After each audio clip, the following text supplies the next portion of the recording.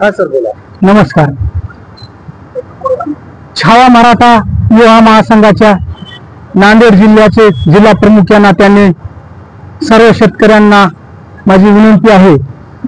आपण 2022 मध्ये पंतप्रधान पीक विमा योजना अंतर्गत या योजनेखाली limited India insurance company limited Nanded या कंपनी माध्यमात आपण विमा भरला होता शेतकऱ्यासाठी पीक विमा.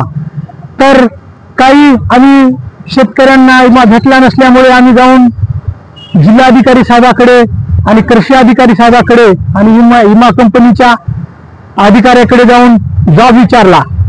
तर त्यांनी आम्हाला सरळ सांगितले, तुमच्या नांदेड जिल्ह्यामध्ये काही कृषी सेवा केंद्र, कृषी सुविधा केंद्र आणि सरकार केंद्र आणि सुविधा केंद्र या सर्व केंद्रावर जे ऑनलाईन तुम्ही जे विमा भरला शेतकऱ्यांनी, हे विमाच आमच्यापर्यंत विम्याची रक्कमच आली नाही, असे कंपनीवाले उडवाउडीचे उत्तर देऊन आम्हाला काढलेले आहेत. तरीही आम्ही त्याच्यावर थांबलो नाहीत.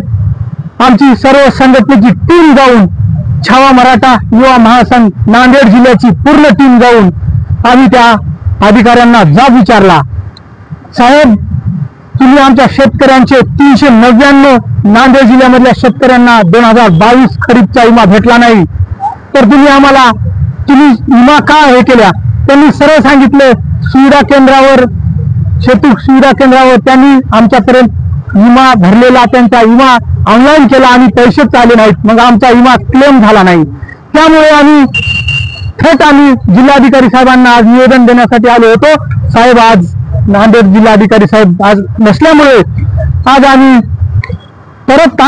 उद्याला येऊन त्यांना भेट देऊन या आपल्या 399 शेतकऱ्यांना आम्ही न्याय देण्याचं काम छावा मराठा युवा महासंघ नांदेड जिल्ह्याच्या वतीने करणार.